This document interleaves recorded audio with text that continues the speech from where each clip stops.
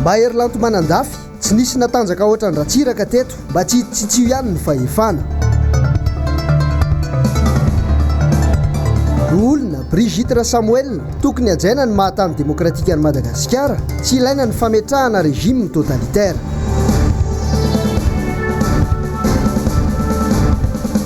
Antananarivo misy avovona ny fako. Miraba tompoko lasy tompoko vavy tonga soa tanatin'ny fotoanan'ny fampalalam-baovao indray ianao amin'ity Alarobia 7 Oktobra 2024 ity asanay ampitiavana ampanajana ihany koa hitoetra iaraka aminay hatramin'ny farany ao anatin'izao fotoanan'ny fampalalam-baovao izao. Ny pejy politika no entintsika anombohana ity fotoanan'ny fampalalam-baovao ity araka nefa natsidika avy hatrany tao anatin'ny lohatenim-baovao teo dia entitra ny loholona sady mpikambana ao anatin'ny birao maharitry ny antenemeran-dolona Brigitte Samuel makasika ny politika eto Madagasikara sy ny tsy fanarahan-dalàna ny mpitondra ankehitriny ny amin'ny fikasan'ny filoha anao letrezana ny fividianana loholona amin'ny 20 Desambra ho avy izao. Fanadiadiny Ravrazafy Mahenina eo amin'ny sariny Andry Rakoto Malala. Mibaribary tsikelikely fa olon'ny fitondrana no kasaina apetraka isaky ny androm-panjakana sy ny fokotany eto amintsika. Raha ny fantatra ho tendreny ireo sefy fokotany tsy maintsy atao ihany koa ny fividianana loholona na tsy manaraka ny lalàna ary. Régime totalitaire raha izay no maromarina kokoa satria tsy hisy ny mpanotra ao anatin'ny androm-panjakana sy ny anifotony. Manana ny toerana nefa ny fanoherana ary voapirofo fa ireny no anisany mampandroso ny firenena iray manerina izao tontolo izao. Aiza ny fanajana ny mahatany demokratika ny Madagasikara? Fa ny tiako atao fotsiny antsoa hoe tsy indray mandeha izao toe-javatra izao ny mitranga amin'izao andry mpanjakana izao. Teto Madagasikara ihany misy an'izany hoe tsy mitovy firehana exécutif sy ny any amin'ny parlementaire fa mbola tsy naheno eran'izao tontolo izao hoe misy blocage momba ny fonctionnement na institution de la République. Tsika miprôné état de droit et bonne gouvernance dia izay fotsiny tiako averina hoe andao ajaina le izy le androm-panjakana ny tsy hijanona ela intsony fa afaka en février amin'ny janvier 2021 dia tapitra. Ahoana ny fomba fanaovana politika eto Madagasikara? Na ohatra fotsiny arany hitranga sénatorial ka parti iray ny latsaka dia zara manontany aminareo hoe mety hoe zany no ana république Madagasikara. Manahoana moa fandeha amin'ny politika amin'izany izay hitrany amin'ny régime totalitaire ve tsika?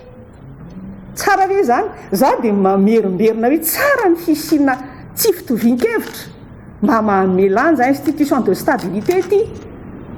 Tsara misy ny tsy fidokevitra fa raha régime ray fotsiny totalitaire dia vadika roa libre dia makaiza moa zany roa libre zany dia tsara nisy le mba mampataitaitra ny lakolosy tsy mety ene izao tsy le resa-bola ihany tapitra io dia vita mandat efa fantatra eny zany tsisy hijanona mandrakizay eo 5 ans mandat dia vita. Fa le république Madagasikara alao mba hajaina le zavatra rehetrarehetra mipetraka sy le lalàna indrindrindrindra izay dradradradraina. Mbola vaovao mifampitohy amin'izay hatrany amin'ny lafin'ny politika dia nampiantso mpanao gazety teny Anosy Androany ireo mpikambana eo anivon'ny birao maharitry ny loholona sasatsasany ny resaka momba ny teti-bola enti-miasa eo anivon'ity androm-panjakana ity izay voarakotra anatin'ny lalàna ny teti-bola no anisany ny voaboasina tao anatin'izany fionana tamin'ny mpanao gazety izany. Ravrazafy Mahenina, Andry Rakoto Malala hatrany. Mitony atsonjay atao amin'ireo loholona ao amin'ny lapana Anosy kely fa nampara-pahefana no anasokajen'izy ireo ny sakatsakana samihafa atao ahalo monina ireo loholona izay tsy avy amin'ny atokony fitondrana. Raha tsy laza fotsiny ny fanaovana amboletra ny fividianana loholona izay tsy araky ny lalàna izao indray tsy navoaka ny fanjakana ny vola fampandehanan-draharaha an'ity androm-panjakana ity. Marina sora-bola reo dia voasoratra mazava anatin'ny loi de finance izay nilaninay tamin'ny loi de finance rectificative farany teo ary tsy izay erery sénateur no nankatoa azy fa nankataviny koa ny antenemeran'ny pirenena. Tsy ordonnance namoana an'io fa tena loi organique fa tsy loi ordinaire simple loi de finance ma loi de finance zay dia loi organique. Ka eto zay zany manontany tena hoe inona ny antony mabloqué any. Tsisy vola avy ny fanjakana tsy dia mino an'izany loatra izahay satria ny sasany mandeha ihany. Misy fanotokidinam-bola avy ato amin'ny Sénat azo atao ny mijery an'izany.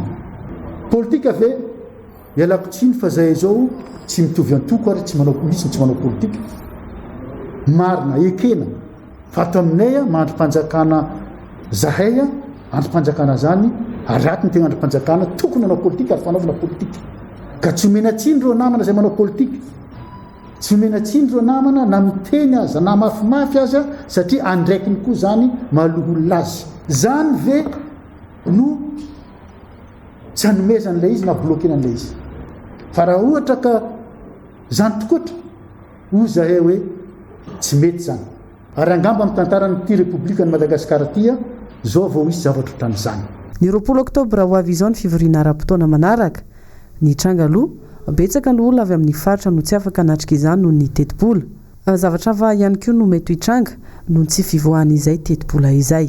Misy zavatra tsy mety ao misy fampiasana ataoko hoe fahefana be loatra ao zay tsy sahaza zay a voasakasakana foana dika an'izay rehetrarehetra zany a voatery izahay satria tsisy fanaran-dalàna lizy a misy fanaparam-pahefana ataon'olona sasany ao a voatery izahay zany a nakany amin'ny conseil d'état nametraka zay fitarainana any hoe tsy rariny zao satria mazava tsara tamin'ireny décision navoakan'ny haute cour constitutionnelle reny fa ny volam-panjakana rehefa ankatoavina reny rehefa mandeha amin'ny constitutionnalité misy considérant anankiray naza hoe ny voly io a dia tokony ampandehan'ny ara-dalàna ny service rehetrarehetra bon fonctionnement des services publics ozy anankiroa ny poste angeza be zay bloqué dia ny atao hoe biens et services ary ny investissement na pipa manomboka 20 octobre zao zany manomboka ny session ordinaire ny assemblée anankiroa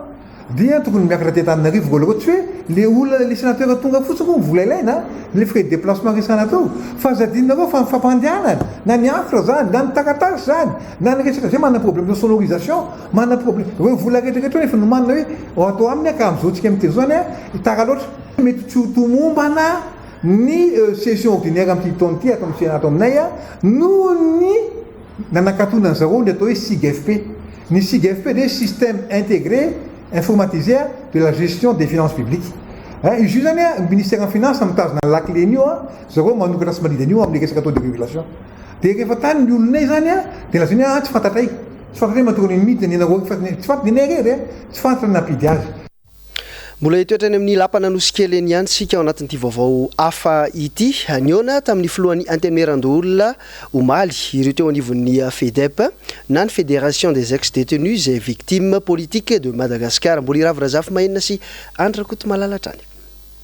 Olana moa aminay mahatonga zahay tonga aty aminareo dia ny fampiarana le lalàna 2016-037 dia niteraka les lois 2011-014 fa FFM zany 9 ans taty aoriana mbola ngeto zahay mbola tsy tanetavitra hoe aizaoaiza ny fiasan'le CFM dia rehefa nandondona tany zahay dia lazainy zareo hoe mineny fa vity miandry zahay miandry zay fanapakevitry ny exécutif dia eo amin'izay zahay kada iza no mitariky ny zavatra io satria izy manipy baolina any mitana tsy fantrany antsiny hoe iza ny responsable iza ny tokony atonona amin'izay zavatra zay. Mazava nambaran'ny filohan'ny Fédération des ex-détenus et victimes politiques de Madagascar na FEDEP tsy tena ny asa tokony sany no ataon'ny CFM na ny conseil du fampihavanana malagasy ataony mbola tsipy fotsiny ihany ary mody tsy hita ve ny fanonerana ireo ny arambona nandrindra ny krizy ny fandimy teto amintsika ary natsapa zay fa tegna re mandre-marina zareo ato afaka iainay ny natonga zay tonga taty moa nisy resaka avitany amin'ny CFM io moa zany organisme constitutionnel zay miay anay a dia hoe manatona nareo any amin'ny parlement mba antanenareo ny andinidina mikasika indrindrandrindra ny famoagna le décret d'application mikasika ny réconciliation nationale dia tonga taty moa zay dia voaresona tsara dia nahazo halomafo apo koa avy amin'zareo a ingane mba hitoy zay zavatra zay ary tsy hoajanonay koa zany amin'ny am'izao fotsiny ny fiaonany fa mba atao amin'ny zavatra mba tonga amin'ny objectif irinay.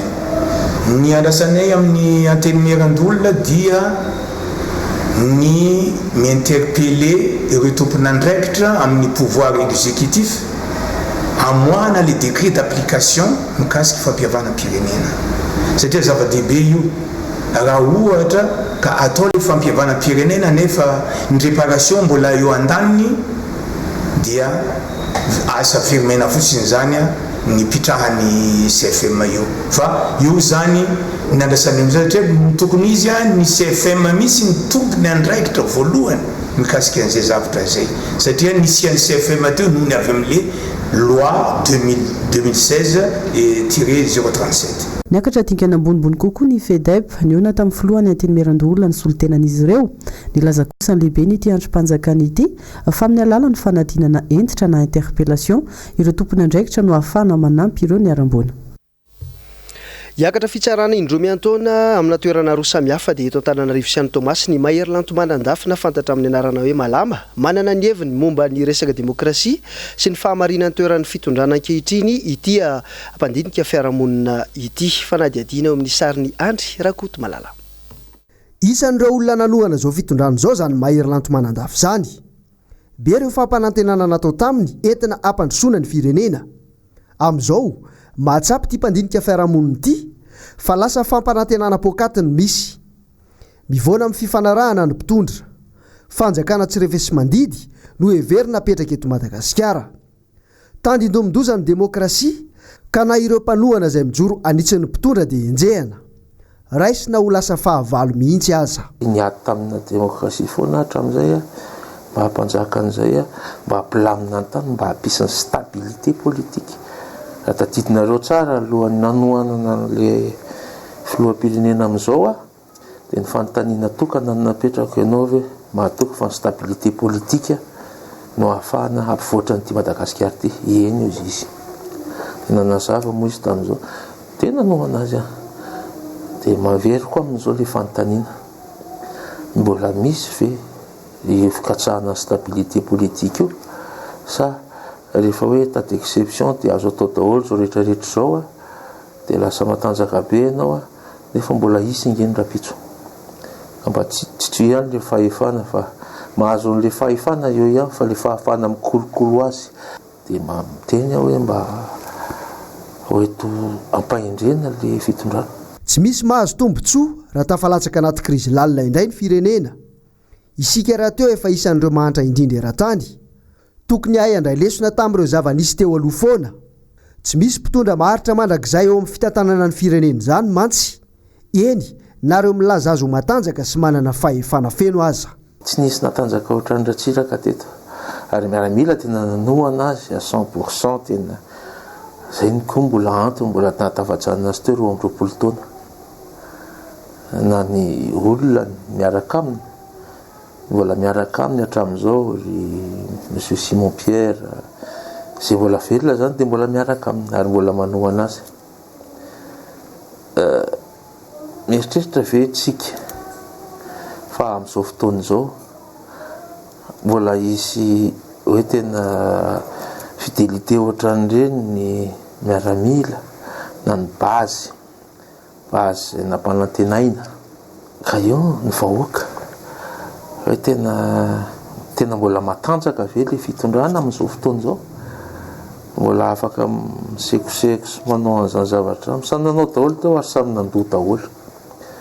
Ratsiraka moa very fananana Ravalomanina may fananana ny Andratsaonary Mampianina azo atao hoe anina ihany satria nalefaka ihany satria izy tsisy bazy zany dia tsy nisy vahoakany ady ka ny mba teneniko fotsiny hoe aza dia mba misekoseko loatra fa tsy fantatra zay apitso.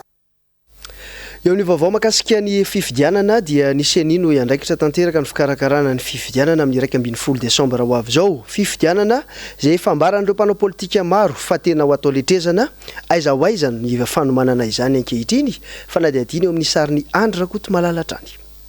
1 miliara 920 tapitrisa ariary io no teti-bola vinavinain'ny seni anatanterahana ny fifidianana amin'ny 1 desambra ho avy io zany hoe io le tetibola ho ampiasaintsika io zany dia alaina ao amin'ny kitapom-bola mpanjakana satria tsy misy tsony zany ny fanampiana avy amin'ny SACEM na le soutien au cycle électoral de Madagascar zay nanampy atsika hatramin'ny fifidianana solombavam-bahoaka tamin'ny fifidianana tenenivon'ny commune dia mbola nisy ihany ny tolotanana zany nataon'ny SACEM fa amintsika miteny zao zany dia efa mikatona tanteraka ny varavaran'ny SACEM dia isika malagasy no miantsoroka ny fandaniana amin'izay le fifidianana zay.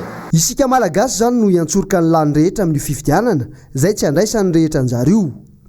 Anao ahoana ny kredibilite an'io fifidianana io satria ny fanjakana zany no sady amatsy vola no anotokana n'olotra kandida.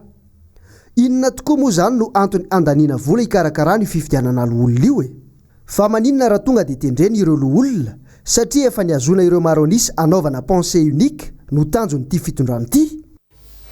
Fa ivadika kely amin'ny lafim-baovao ara-kolotsaina isika ao anatin'ity fampitam-baovao manaraka ity fampitam-baovao mifandraika amin'ny anivelany ihany koa ny fikambanana Vaovao io Colisée io arovako ny vahoaka malagasy ny vondrona miaro ny asin'ny rova dia manasantsika rehetra saro-piaro amin'ny vakoka anaty rova fa ny sabotsy 10 Oktobra amin'ny 4 oratolakandro manoloana ny maso evon'ny Madagasikara any Paris dia ifanentana ifanome vaovao samihafa momba ny vakoka anaty rova marina fa efa nalazo alalana tamin'ny prefectura izany etsika izany fa oentinay any Ambovimbe andro ihany koa ianao anatin'ity vaovao manaraka ity anoizatsika izany amin'ny vory ny vahoaka tao Tsiombe naneo ny heviny ary nakasika ny resaka savorivory izay kasain'ny ben'ny tanàna iray atao amin'ny fitondrana amin'izao fotoana izao fa na dia diny ravirazafy mahenina rindra tsara ny andry rakoto malala.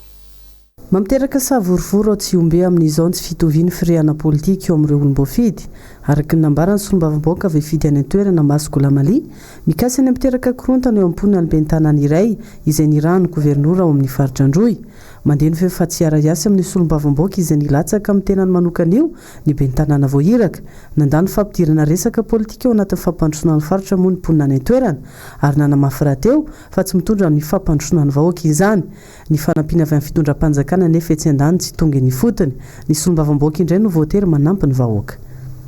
Izaho Madame Tsinate Paulina, présidente Fokotany centrale. Ny avy eto député de Madagascar mipetraka Antananarivo agny voafidy ny vahoaka Masokolamalya. Androany raha tsy diso henefta androany firy mizara vary ho anay Tsiombe. Mizara Vanemba ho anay. Mizara Tapembava ho anay. Ho anareo filoham-pirenena. O meu zera paiete deputé o meu vão aqui favi eto. Ihe vão presidente raho nangira que tolia Bernard Benitanang Zapaliang hangala que right tapeti sa sirohete seputani. Iveno amin'ny pejiny sosialy isika fa ito Antananarivo kosa indray mampitaraina ny mponina indray amin'izao fotoana izao ny fisavovon'ny fako ary misy efa mbolana maro tsy misy maka izy ireny eny amin'ny fiantsonany. Jessica Miray sy Mathieu Princy. Madagascar et ses montagnes d'ordures unira ny blako sy soprano izay dia niverina niaina izany indray tato ato ny mponina Antananarivo nanampitrotraka ny olany fahatapahan-drano sy ny faharatsy ny lalana. Isan'izany izao ity eto Androndry ity efa mambolana izay tsy nisy nankany fako raha ny fitaraina ny mponina efa zary raha misy andehanan'ny olona sy ny fiara sisa. Ohatr'izao foana fa tsisy paka mihitsy hatramin'izay. Dia ahoana zany be lalitra be sy maloto be sy maloto? Izao ny ainanay fa tsy efa manoatra izay. Efa nisy hoe nitaraina sa tsisy hoe tsisy miaina? Tsy mbola fantatro na efa nisy nitaraina raha tsy. Fa zay eto dia ohatr'izao foana mividy famonon-dalitra mihitsy efa ohatra aminay izy lalitra fotsiny. Tena maimbo, tena tsy azo zainana mihitsy amaika ary marary. Marary ny olona, tena ny olona menimenina daholo ilay izy. Tsy hita hoe atao ahoana. Efa ohatr'izao foana efa izy teo. Mitaloloha izy misy paka fa tato ato izy tsisy maka mihitsy. Dia izay tsy afaka hoe manao hoanina satria efa eto ilay toerana ivarotana dia tsy afaka manoatra. Izay nale rehetra dia toy izao avokoa ny fivangongon'ny fako, Fasankarana, Andravoangy, Ankazomanga, Andrainarivo.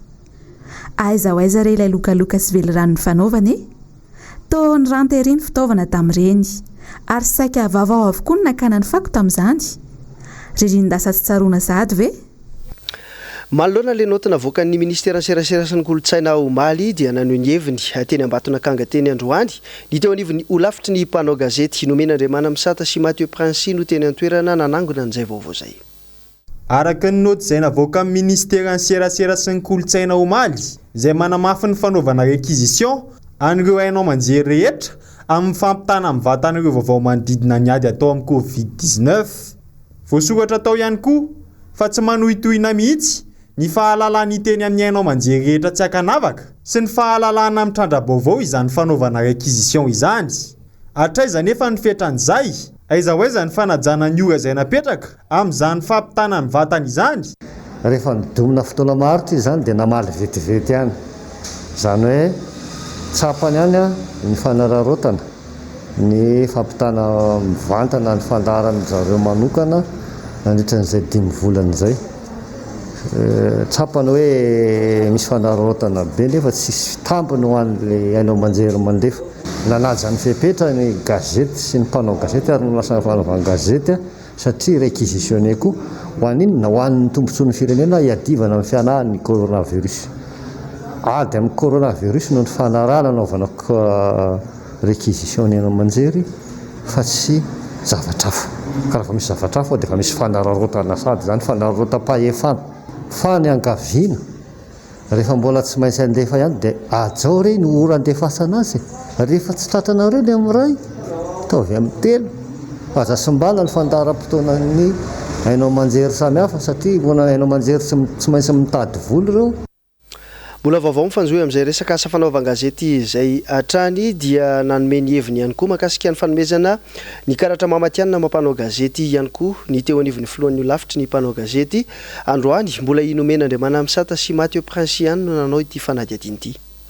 Mitaky hatrany fanajana ny didim-pitondrana laharana faha-7 amby 20 tsy mpikaraka amin'ny 37 bara 7 izay navoaka amin'ny ministera serasera ny birao olafitra ny asa fanaovan-gazety ankehitriny izay milaza fa ny birao ny olafitra no tokony hanangana ny voamiera isasana ho an'ny famoahana ny carte professionnelle ho an'ny mpanao gazety. Ny anaran'ny voamiera nalefan'ny tale général ny serasera amin'ny solotoerana amin'izao fotoana zao taty aminay ary taty amin'ny ordre dia tsy manaraka akory ny voalazan'io didim-pitondrana io ao amin'ny 7 izay milaza fa ny voamiera fohy be manome karatra dia misy ny filohan'ny olafitra ankehitriny misy solotenan'ny ministera ny serasera misy solotenan'ny tompony orinasa gazety misy solotenan'ny zokiolona ary misy solotenan'ny birao-ny olafitra anankitelo.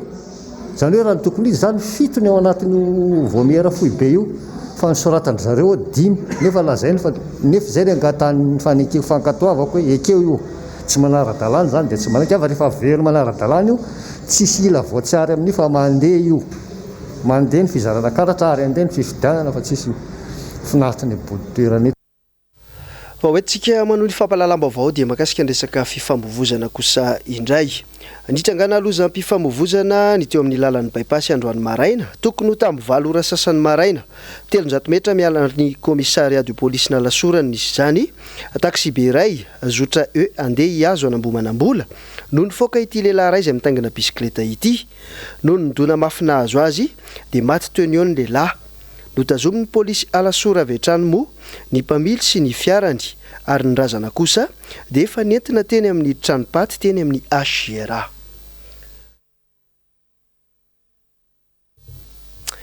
Fa ivadika amin'ny pejy ny fanabeazana isika any amin'ny faritra Tsinanany Nosiny ao anatin'ny vanim-potoana ny fampidirana mpianatra isika amin'izao fotoana izao maro nefa ireo ray aman-dreny any Tomasina any ankehitriny no tena velotaraina tanteraka noho ny fahasahiranan'izy ireo amin'ny fampidirana ny zanany an-tsekoly noho ny amafiny ny fiainana Mbs Tomasina no mitondra ny andindiny izay. Manodidina ny iray atsiarary ny vola tsy maintsy homan'ny ray aman-dreny amin'ny ankizy iray hanomanana vidirana any an-tsekoly na ho an'ny eo anivony préscolaire na koa ny primaire. manao izay ho afan'izy ireo anenjehana izay teti-bola hiatrehana ny taom-pianarana 24 raiky amby 24 izay. Olana hafa mbola hatrehan'ireo ray aman-dreny ihany koa ny fitakian'ireo sekoly tsy miankina sasany mbola mitaky ny andoavana ny saram-pianarana tao anatin'ny vanim-potoana fihibohana. Manodidina ny efatretsy latsaka kely raha ny voalaza ny vola tsy maintsy homan'ireo ray aman-dreny amin'izany. Anisany nano sarotra ny fikarakarana izay fampidirana ny mpianatra izay satria ny azo ao zazatokana dia ny eo amin'ny ray hetsy ariary no manina vao natafiditra azy. Ny marina moa dia primaire io zaza io. Ary ihany koa anatin'izay rehetra izay dia tsy afaka tafiditra mianatra ny ankizy aty amin'ny mpianarana tsy miankina fanjakana satria mbola nisy ireo arriéré tamin'ny karazana écolage tamin'ny talohan'ny confinement voalohany iny. Mandraka atsika amin'ny teny zao dia tsy tafiditra ny ankizy raha tsy voaloha daholo ireny vary mangatsika ireny. Agnatin'ny fihoboana asika zao dia nefa ny zaza tsy maintsy mianatra dia ohatran'ny nenay zany dia aty amin'ny sekoly tsy miankina izy no ampidirana mianatra dia raha ny lamina mipetraka amin'ilay sekoly tsy miankina dia tsy maintsy aloha daholo ireny écolage izay vao afaka mampiditra ny droit tokony hitsinjovany amin'ilay fianarana ho avy manaraka. Ka isan'ilay tena hoe tena navesatra total mihitsy taminay le ray aman-dreny le izy satria zavatra vaingam-bola be dia izay koa moa agnatin'ilay hoe fihoboana dia tsy dia misy hoe fidiram-bola tahaka ny ahoana. Tena sarotra tokoa e. Tena sarotra satria izy le lazainao teo hoe tsika tao anatin'ilay fiboana. Ohatranay manokana zao dia ny ramsenay zao tapaka ny asa nohon'iny fiboana iny dia zay ihany koa any am-piasana mbola mpampianatra mbola tsiraikitra dia mbola tsy nahazo karama dia somary tena sahirana mihitsy satria manodidina eo amin'ny 100 000 ariary mihoatra kely eo zao no tsy maintsy tadiavina nefa jereo ary zany izy hoe ny vola tsy misy dia tena somary sahirana fa zany hoe ny zanakao moa tianao ampianarina dia tsy maintsy mitady hevitra ianao na dia mitrosa na maninona raha fa tsy maintsy mitady hevitra aloha zany. Ka eto zany raha mba azo atao dia mba manentana fanjakana mba jereo zahay fa tena mafy ny mahazo anay.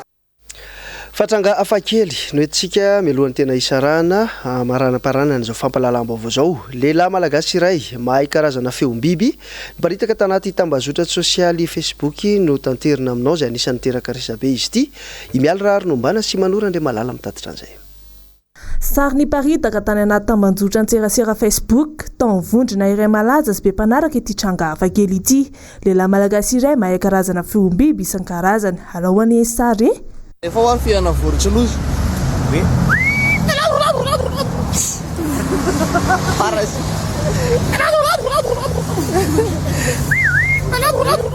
to fiana kosoa le vonony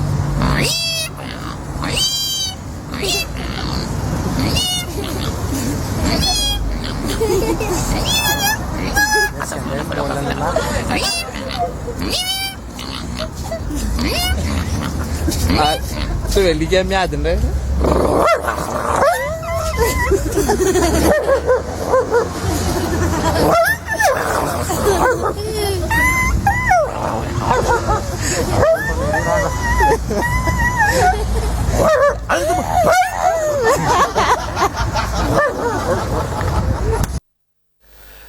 Famelohan'ny tena isa rahantsika tompoko lasy tompoko vavy dia fampatsahivana ihany amin'ity vaovao iray ity. Ny fikambanana Vaovao io Colisée io, ny fikambanana arovako ny vahoaka malagasy ary ny vondrona miaro ny asan'ny rova dia manasa antsika rehetra izay saro-piaro amin'ny vakoka anatin'ny rova fa ny sabotsy 10 Oktobra amin'ny 4 ora tolakandro manoloana ny maso ivon'ny Madagasikara any Paris dia hifanentana sy fanome vaovao samihafa momba ny vakoka anaty rova isika rehetra. Marina ihany koa fa efa nahazo alalana tamin'ny préfecture izao etsika izao. Zay ny tompoko lasy tompoko vavy no namarana tanteraka ny fotoanan'ny fampalalam-baovao tamin'ity Alarobia tsy miverina ho an'ny 7 Oktobra 2024 ity. Akasitrahana feno ny safidinao tsy misaradalana amin'ny MBS. Andro amanalina amin'ny fotoana rehetra ihany koa akasitrahana ny teknisianina ny mpanao gazety ireo rehetra ny farimbina tao anatin'ny fanatotosana izany ny tenanay no mirary sosy ny tsara indrindra filomoto.